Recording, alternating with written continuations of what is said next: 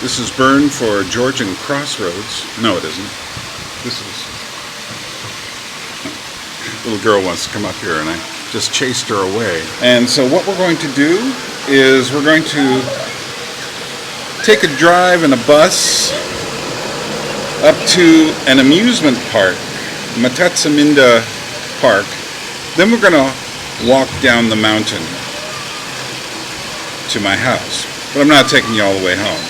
But we're going to have a walk down the mountain, and we're going to just simply keep our eyes open and look to see what we can see in the world around us. Call it baby steps in exploring reality. Come along. I often get a lot out of traveling, and I thought maybe I can share how I look at things with you.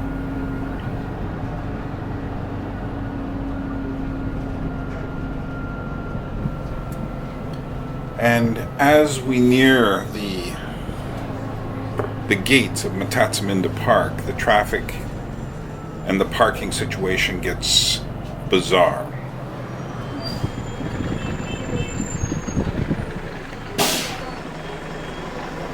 Mtatsminda Park is a run-down Soviet Era Amusement Park. There are mythological themes. So look at this strange figure up on the top of the entrance of Mtatsminda Park. It's actually a animated figure, a stop-motion puppet animation figure made by the great Carlo Sulakauri, and the name of the figure is Bombora. He's kind of a strange, childlike, well, demon, but really this mountain creature called a dev. And Georgia has a lot about them. They're both frightening and comical at the same time. Very interesting.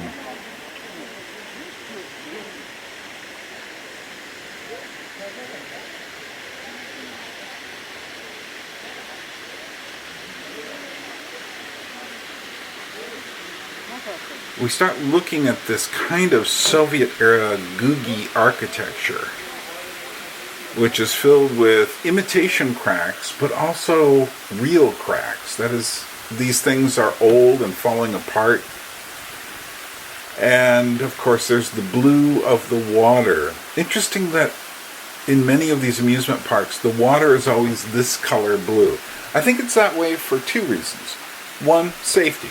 You can see things in the water when it's that kind of blue, so if a child or some object falls into the water, you can get it. Two, that turquoise blue represents a kind of heaven. A heaven in the water. And of course the water itself is really important. It was a very hot day when I was up there, about 5:30 in the evening. And there are several places where there are waterfalls in this amusement park, and this is not a small feature. The presence of water is there. It's to give you something that you innately feel is good, this dripping, flowing waterfall kind of effect. Now, interestingly, I heard these boys coming, and they started climbing kind of over. Now, in a way, this is designed to be climbed on, but you can tell in a moment they're going to be climbing where they shouldn't be climbing. And again, if you look carefully at my footage, you will see that some of these cracks are not simply design cracks, but rather they are cracks in the actual architecture that's falling apart, and I'm sure there's some sort of chicken wire frame holding it all together.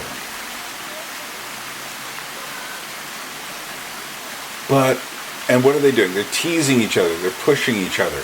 This is very important for what, I guess the question I'm starting to ask is, what is an amusement park? Why do people come to amusement parks? They come for some very specific reasons. Reasons they're not fully conscious of. They don't necessarily say to themselves. Now here we are with more of this bad, googie architecture, and we're inside. We're still in this opening structure, which I find fascinating. Notice these spiderweb-like designs that are made out of kind of wrought iron. You look up and there's a hole above you. I guess rain would just come in. I don't think there's a glass over that at all. But this imitation, evidently, this is suggestive of some kind of mythological world, which is not a world we're necessarily familiar with in the West. But as we look around and we stop, we look at the trees here, these imitation trees, and what is it? They're covered with graffiti. And a lot of it is a very specific kind of graffiti. And even though the Georgian alphabet is impossible for non-Georgians to read, a lot of this is in the Latin alphabet, or even English. Some of it's in Cyrillic, Russian. Occasionally you will see the Georgian alphabet. I'll point some out if we see some here. But for me it's fascinating that people will come and write things, particularly those Anna loves Anna plus Georgi kind of things. This Ani plus Soso's a man's name, boy's name. That they're writing these things to I heart so and so. You know, it used to be that people would carve their initials into trees. That was a much longer lasting pledge. If you carve your initials into trees, you're expecting that to always be there. If you just use felt marker, Isa and Manu, there's some Georgian script there for you. If you're only using markers, well, this will be painted over. Nevertheless, there's some strange need we have, especially, I'm sure most of these people were in their young to mid-teens. You don't find 40-year-old people generally going there. It's like, yeah, I just went on Tinder and I put my name on this. No.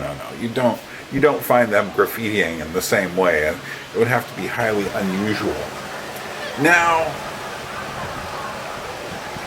we're looking at a water coaster here. Water coaster, of course, being kind of a halfway between a water slide and a roller coaster.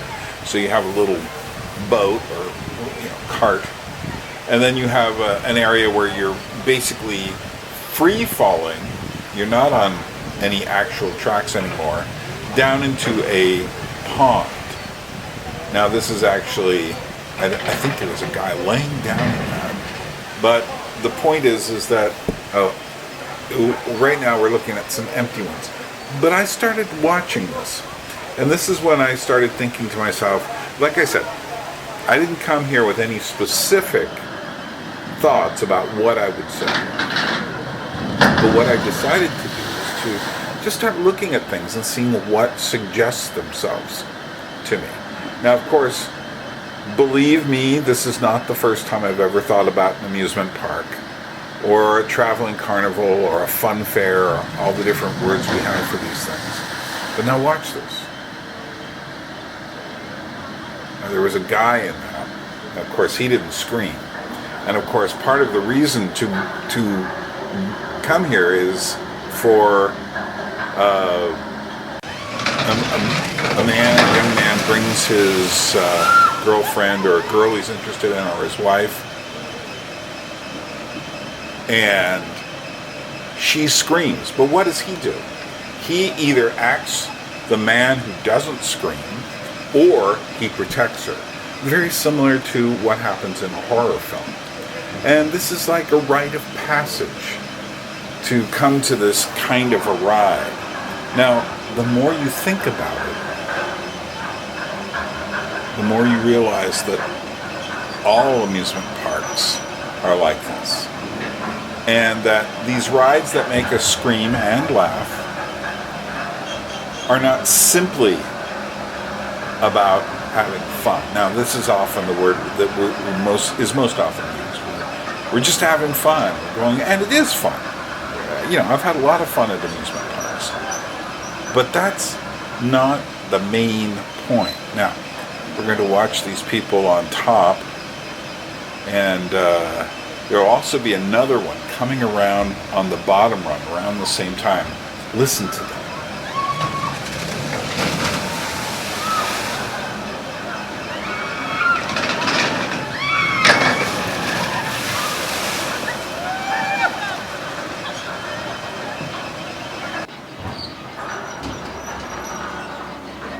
Of course, there is the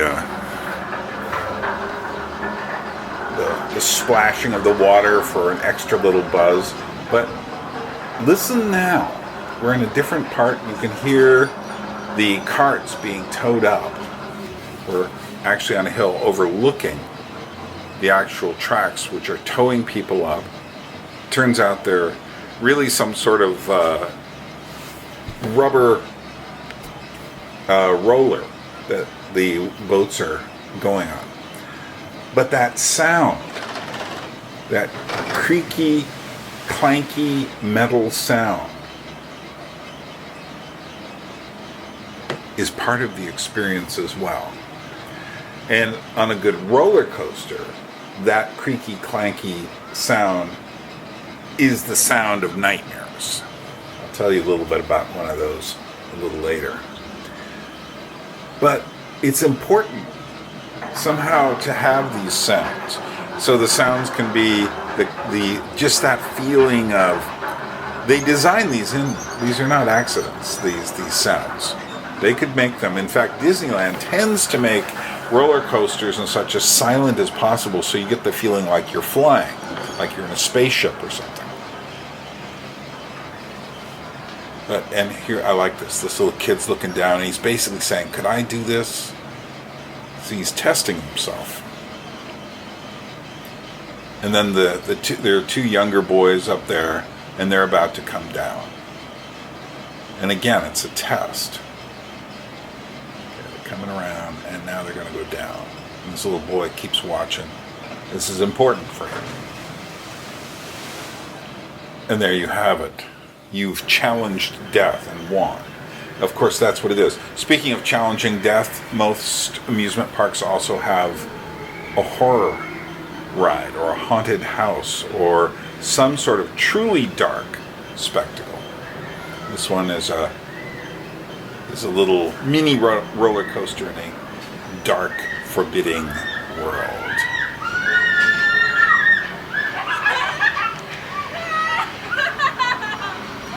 And these girls are laughing because they've just survived it. They've actually been a little bit frightened, you can tell. But what is the point of an amusement park? It isn't really about fun. It's about death. It is about confronting death in a safe place, like a horror film. So here's Tutankhamun's labyrinth. Now, what it really is a house of mirrors, and I must tell you, I've been in this one a couple of times. It took me a good 20 minutes to figure out how to get out once I got in. It's actually quite well done. But the house of mirrors is a strange thing. So then look at these figures. They have the Egyptian death figures. They have the little cherub that is often accompanying tombstones. Find that figure in graves. Again, so much of what happens in an amusement park. This one has this mythological overtone, like there's this strange rock tree type face. And I don't know what it refers to, but I think it's could be something out of Georgian mythology. Now, what's interesting is some of the people the voices you often hear most here are Russians. The Russians come to Georgia, to this old Soviet era theme park, and they love it. Now you see here Georgians here quite a bit as well, of course. Almost no English. Because Americans, when they travel, they're often too cool for this sort of thing. By the way, you find these wax museums is something I don't want to talk about it now. It's an entirely different order of experience. It has to do with things like puppets and other homunculi and strange humanoid mirrors and representations. Want a room with laughter? Let's get in a little closer on this box. What's going on in here? I love this box. This is a work of art. And there I am looking at myself through mirrors, but there's all this weird miniature stuff. And to me, this is more interesting than what's inside. The suggestion of the world being trapped inside a box. Almost got run over by the kids there. Besides, of course, there are often nostalgic elements to these things as well. Food, of course, but nostalgic elements, buildings and such in theme parks. A lot of this is for the older people. The younger kids don't care about Main Street USA in Disneyland. They don't care about imitation alpine chalets. They don't care about this sort of thing. But that's because somebody's got to bring the kids and the younger people here, because it's the younger people who really want to go on the rides. So we're about to go into this square area. There's some food stalls and things like that. I was kind of hungry and a little bit thirsty, and I just couldn't find anything that I wanted. They had a banana shake, and that kind of thrilled me. Unfortunately, I said, a banana milkshake, and she said, Ara, no, don't have any. But this struck me as interesting. Here we are in the middle of all this death-oriented imagery, and what do we find? It's the tree of the knowledge of good and evil, surrounded by this fountain of living water. Very interesting. Now, what's really fascinating is the effect of the light upon this. We're going to get a little closer on the tree in a minute, but look at what the light does. And just think about the light for a moment.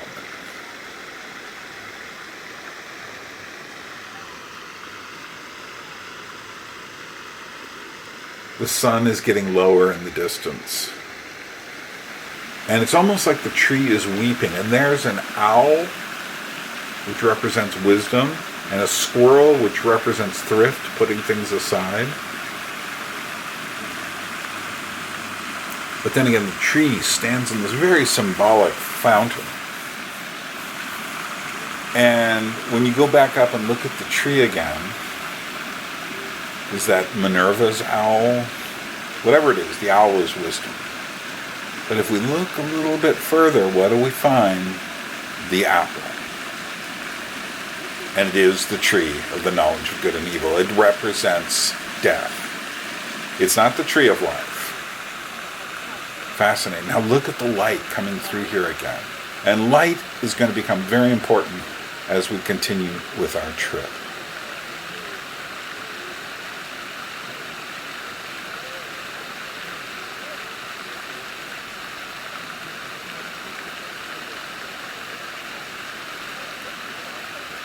But let's think about death a little more. There are machines here whose only purpose seems to be to let you simulate the effect of death. And we're going to be on one in just a moment. And this machine takes you up and drops you.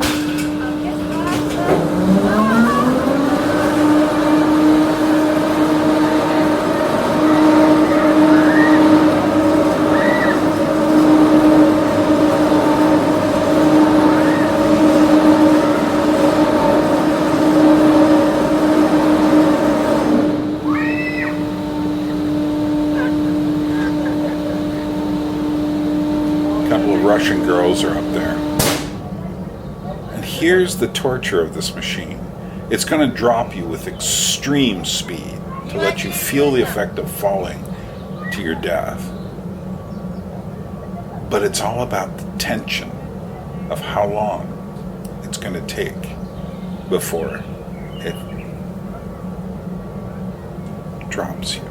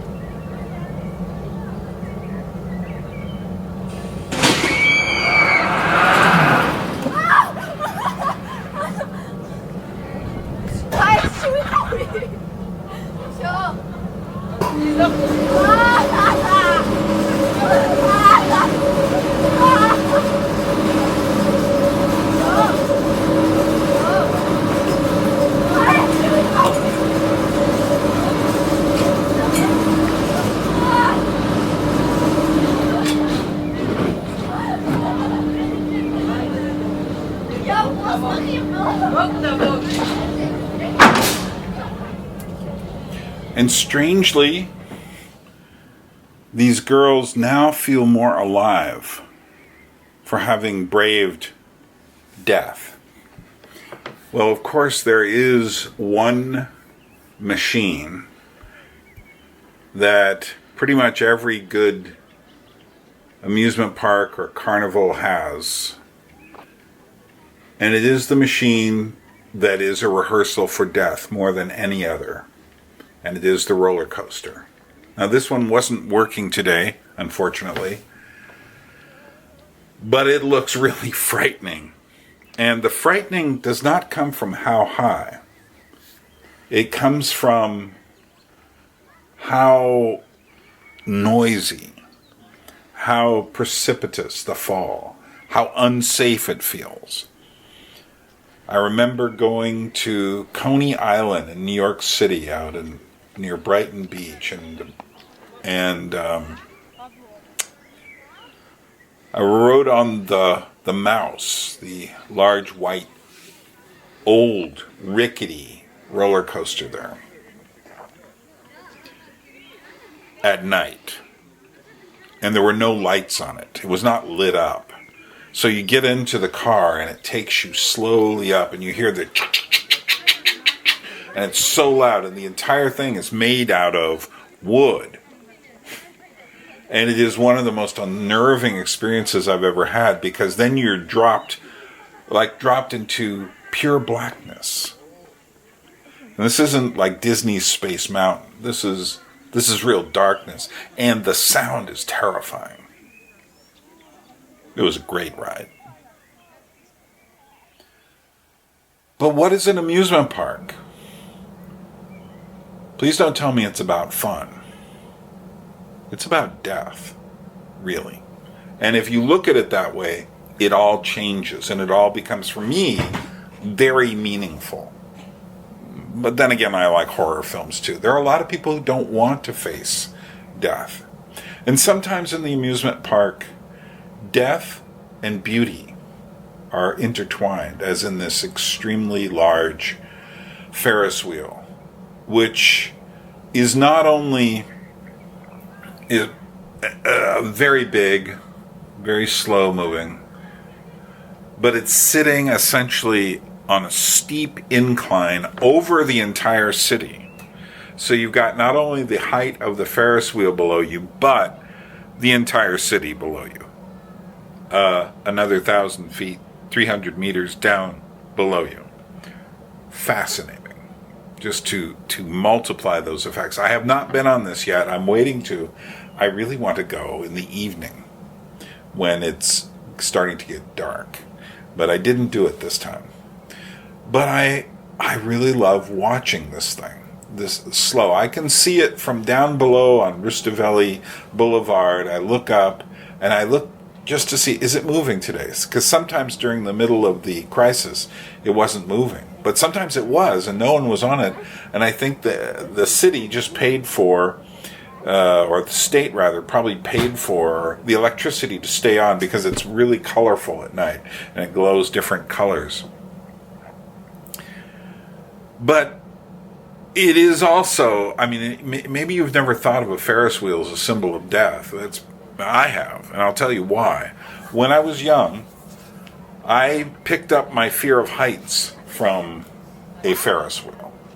And the reason I did was because I was about 7, 8 years old, just moved to California.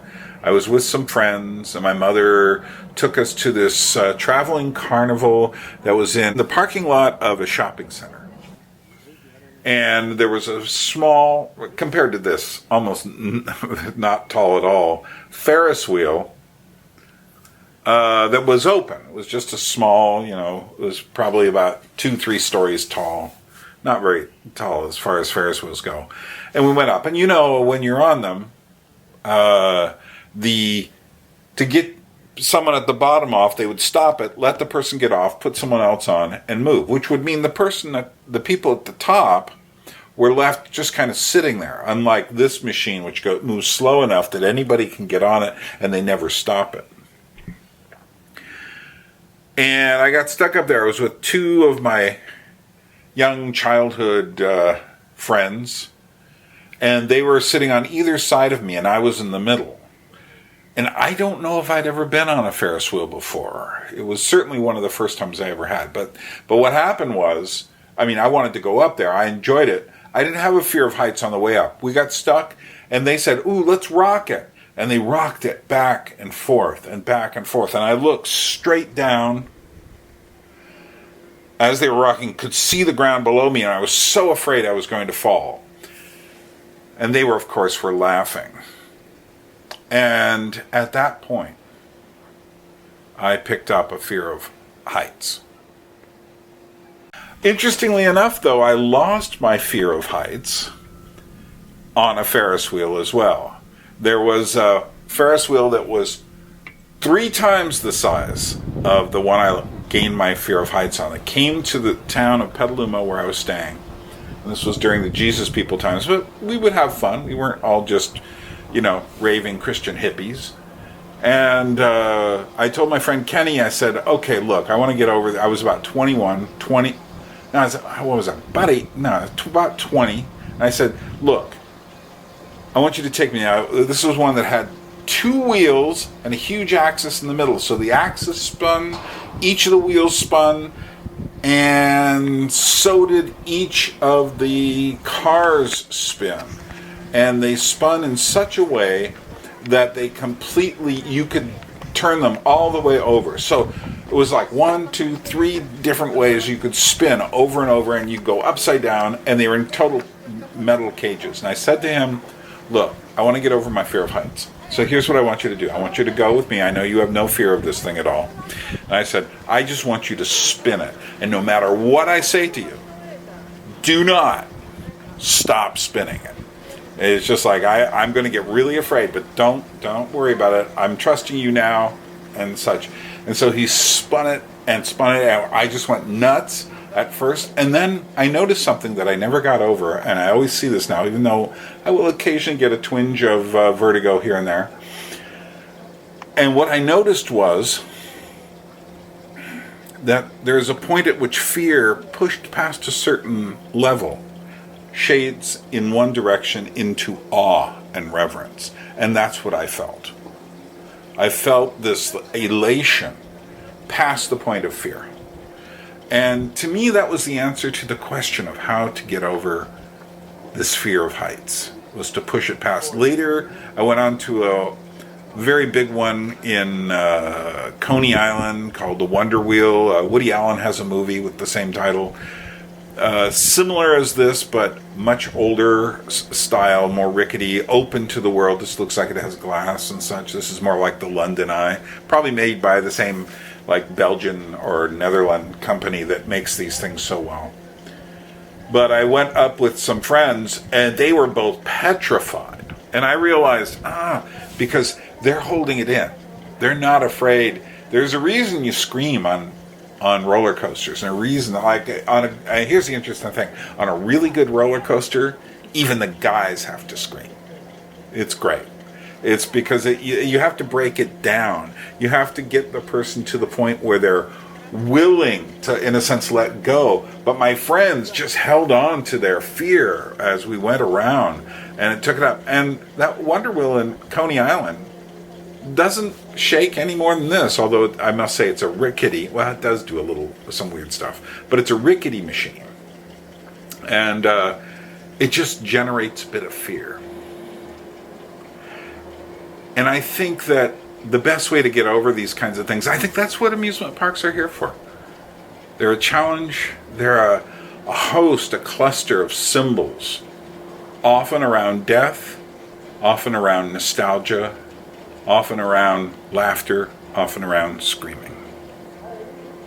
Something to think about. What really are we doing to ourselves when we go to an amusement park? Of course, what Disney has done is tried to clean the whole experience up. So they've tried to take out the bad noises. And even, their haunted house, their Space Mountain, other roller coaster rides, they're fun, but they've taken out the part that makes it the most important. And I think this is a pretty amazing Ferris wheel. I don't know what the name of it is, though. I have to ask someone someday. Some Georgian can tell me, because they all have names. It's London Eye, the Wonder Wheel, things like that.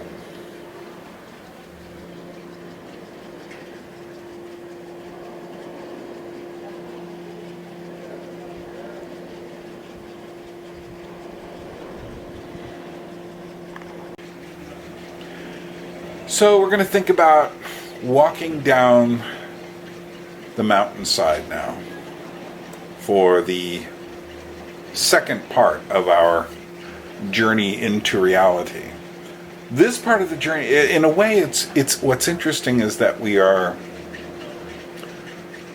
looking at two very separate aspects of reality, and yet, as you'll see, I think they're all connected. And one part is that which we make, what we do to each other, how people congregate in places like this, to take rides, to speak something to themselves. They want the elation. Some people know. You push it past fear, past the screaming, past the laughter, and you get something out of this.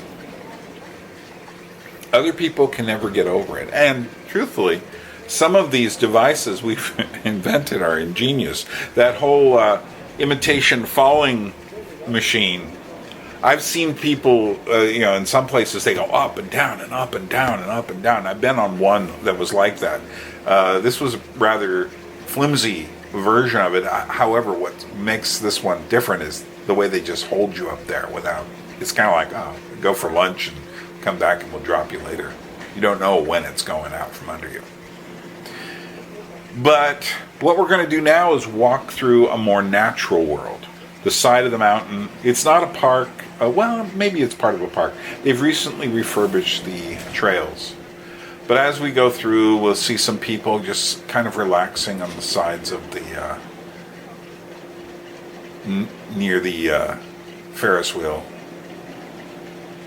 And from here, again, we'll see the view that goes down. There's the big television tower that goes down. Look how far the city is below you. And I'd love to be up here at night.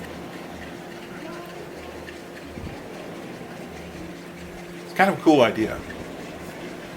Putting an amusement park on top of 1,000 feet, literally hanging over the city. And there's a one way to get up here that's really great. It's the funicular rail, which I didn't take because I enjoy spending 15 cents to go down the hill. So, let's go ahead and go.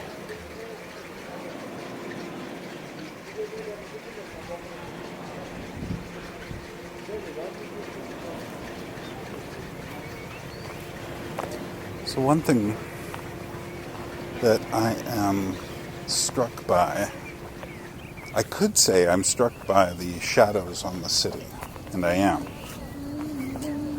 But what I'm really struck by is the angle of the light creating those shadows. And when we explore reality, the light is changing all of the time. And that has an effect on everything. Plants will move in accordance to the way light moves. People will act one way in the morning, another way at night, because of the amount or angle of the light. And as I've been taking these walks, particularly going down the hill,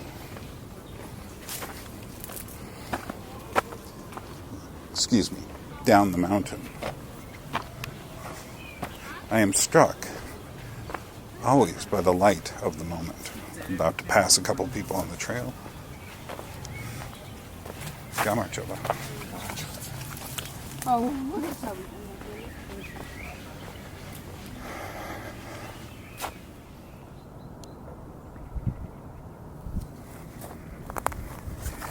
And then there's another question.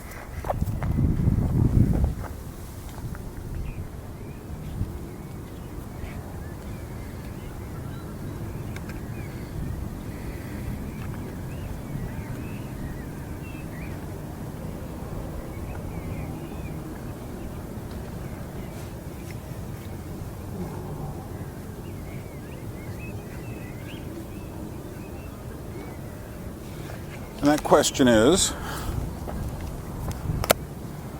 what happens if I don't get down the mountain before the sun sets?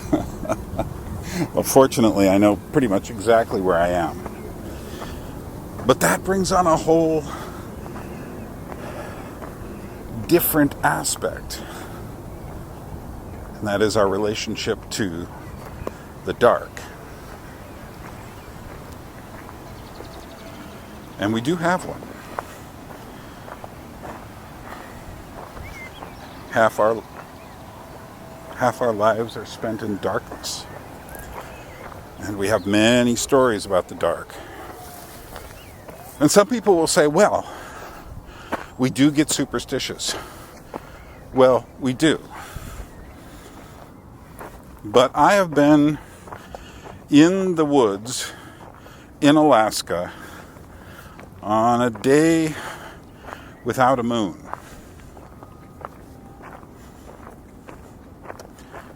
And I can tell you, quite, what can I say, spooky? Yeah, absolutely. Haunting? Yeah. Is it me imagining things? I don't think so. I don't think it's me saying, ooh, I'm afraid. I think there's something in the dark. And that thing in the dark is both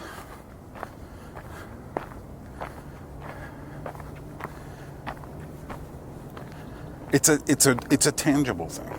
It's a real thing.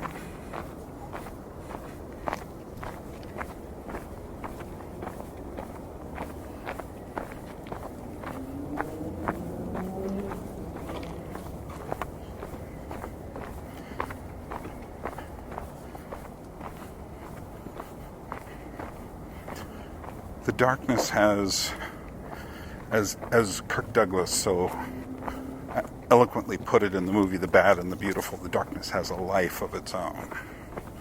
So do shadows. So do lights burning at night. And that's another thing we've killed. We have tried very hard to kill the darkness because it so unnerves us. So we have tried to make everything, particularly, in the more advanced countries, we've tried to make everything safe, to put night lights everywhere, to stop people from those dark shadows. One of the things I like about Georgia is that there are dark buildings, and they're safe. People don't get mugged and raped behind buildings here. I have a friend who walks 2 o'clock in the morning. She's walking around to save a few lari to get home. She thinks nothing of the dark. Interestingly enough, there are baboon hunters down in Africa, and they hunt the baboon for meat in this one very primitive tribe, and they like the dark, and they say the full moon is bad because then the baboons can see you coming, and which is interesting because it makes you the creature of the dark. And I think in many ways people are the creature of the dark.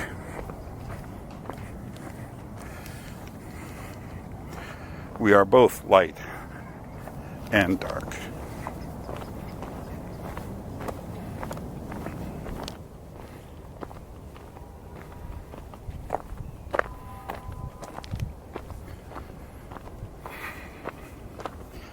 But fortunately, the light is still with us as we're making our way down and down and down.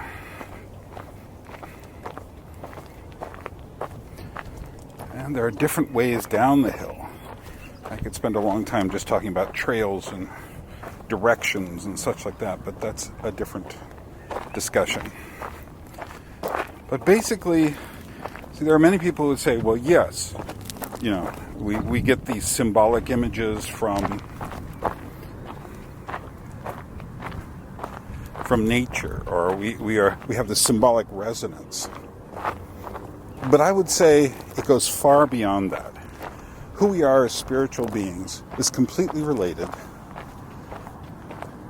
to the things in our environment. And sometimes what we need to do, as I did last week, I'm not doing it today obviously, is we need to simply go for a walk. Not to get anywhere, except maybe home eventually, but simply to see things. And I don't simply mean a walk in the park, but if that's all you've got, you can take that. But I mean also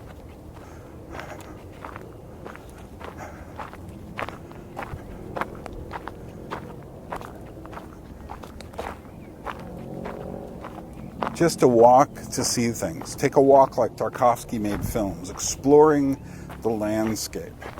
And this can be done on a city street in many ways. A very different kind of experience, but equally as valid as it can be done on a trail like this one. And this trail is, what's interesting about Tbilisi is the city is there, and up there there's the television tower, and the amusement park is up there.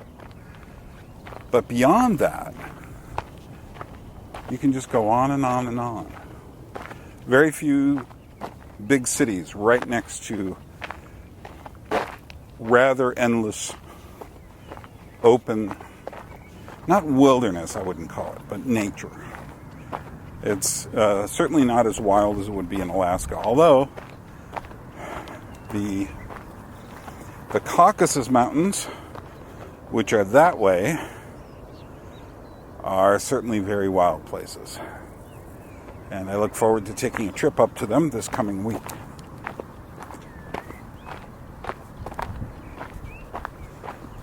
But anyway, I don't want to just ramble on here. I wanted to thank you for coming with me on my little journey just to explore things. And I wanted to show you that everything you see can open up into questions. And those are questions for you to ask. And then to compare notes with other people to see if you saw what was there, or if they saw what was there, or if you both saw it, or neither of you saw it because you heard from someone else. Do you realize you just passed this thing when you were there? You know, you didn't see it at all. Sometimes that happens. Sometimes we don't see things at all.